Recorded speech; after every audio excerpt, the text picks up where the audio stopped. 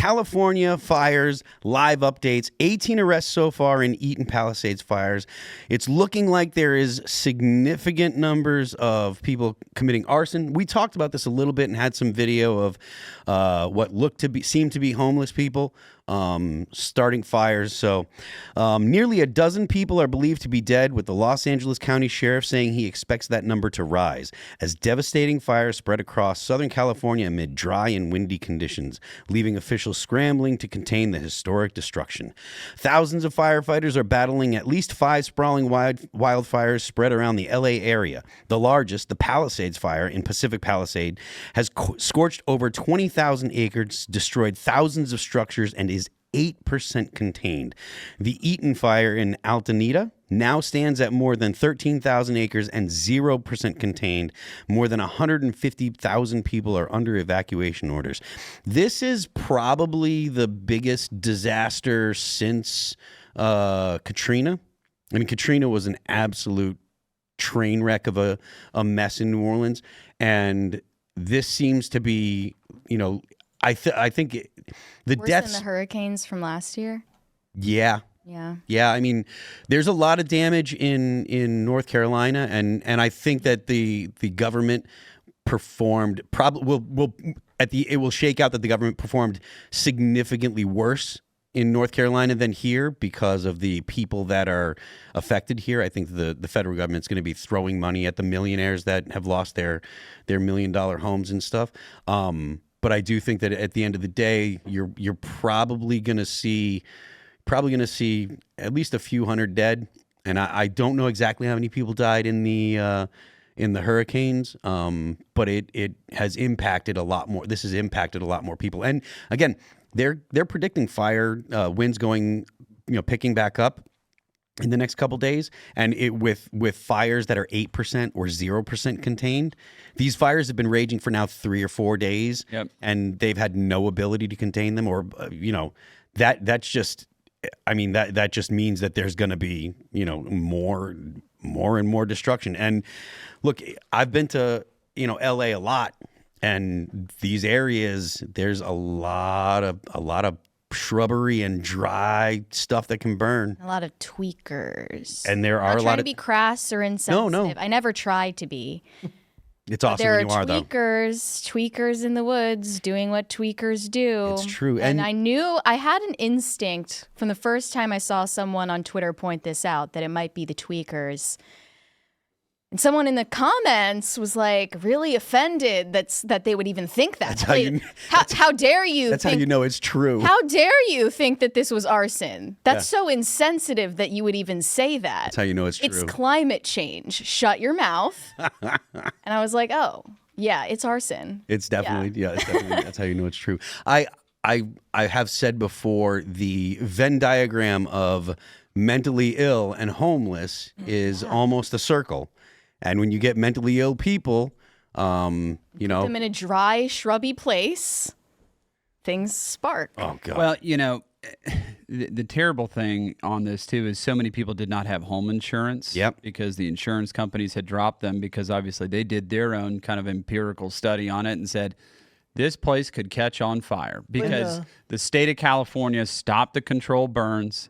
They stopped that a long time ago, and there's all this debris, like that happens anywhere that shrubs or plants or trees are growing that have built up over time. And the government stepped in and said, we can't raise the rates on here. They wouldn't allow them to. So if you're not going to let us raise the rates to cover our risk, then we're just going to drop the policies entirely. Price controls are a form of socialism that always leads to terrible unintended consequences. Don't forget, they were going to those fire hydrants, and there was not any water in them at all, because they'd been letting out this water. President Trump talked about this to try to protect this specific fish that apparently they voted for in a referendum. I think that's right. In like 2010, they voted for this referendum to protect this fish, and so they let the water out into the Pacific Ocean. It's just, people think, this kind of woke culture it sits in its own kind of isolated instances. It literally can kill people. Yeah. This is a great example of that. And I mean, it's tragic what's going on. My mom's actually from Los Angeles. I'm actually wearing a sweatshirt today. Shout out to the local 250 steam fitters, pipe fitters. My family started that union way back in the day in Los Angeles. But it kills people. That's what's happening right now, is because government's not doing what they're supposed to do. Don't forget, the mayor of Los Angeles was over in like Ghana. Yep. While all this is going on.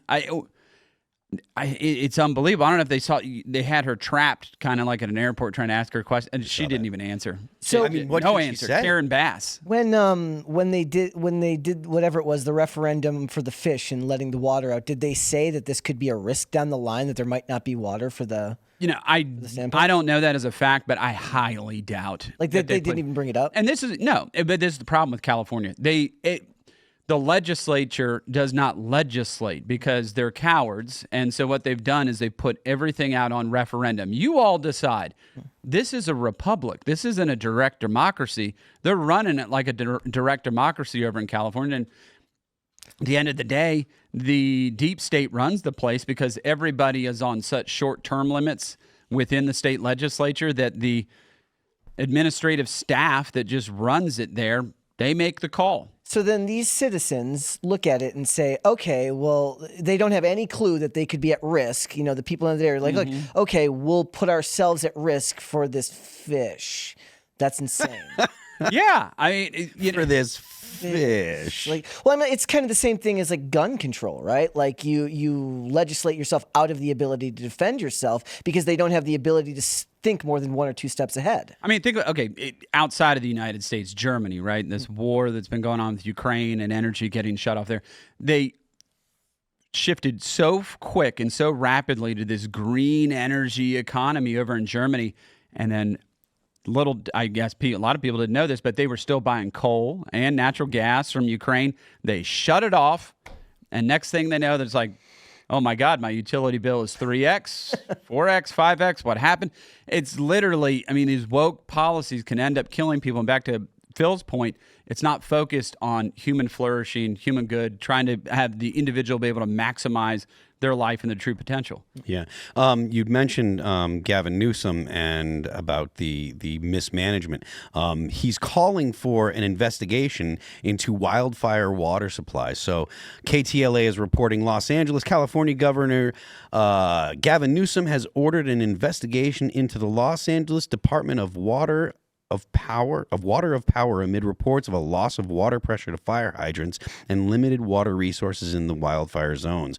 In the letter addressed to LADWP Chief Executive Officer and Chief Engineer Janice Quinones and LA County Public Works Director Mark Pestrella, Newsom wrote, "The ongoing reports of loss of water pressure to some local fire hydrants during the fires and the reported unavailability of water supplies from the Santa Ynez Reservoir are deeply troubling to me and to the community.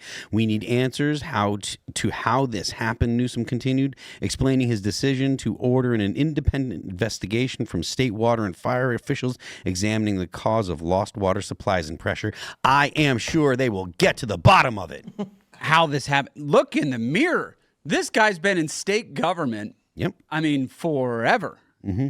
One of the things that has been discussed regarding California a lot is single-party rule, right? And this is one of the things that we're going to kind of tilt back to or reference back to your talk about divine intervention. One of the things that Elon Musk was concerned with is one-party rule in the United States.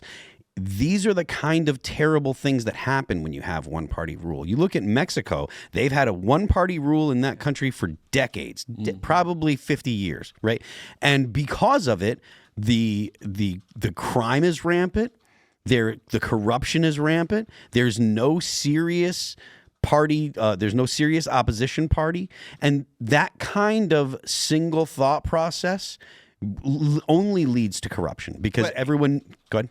And right to your point though about the single party rule, they've locked it in like that now because they have a jungle primary system.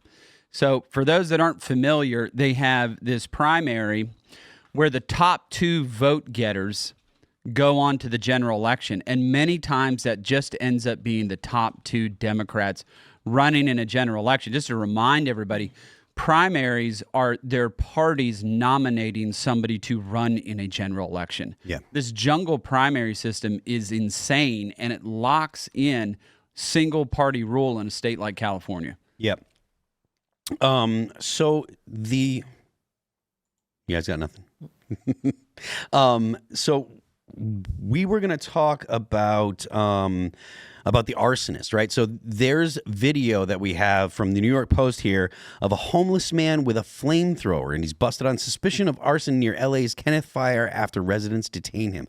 The residents are taking care of this. The police aren't even doing it. That's a terrible development. Go ahead and you want to play that? Get a close up on that face, bro. Yeah. But I mean, I don't know for sure that this gentleman is mentally ill.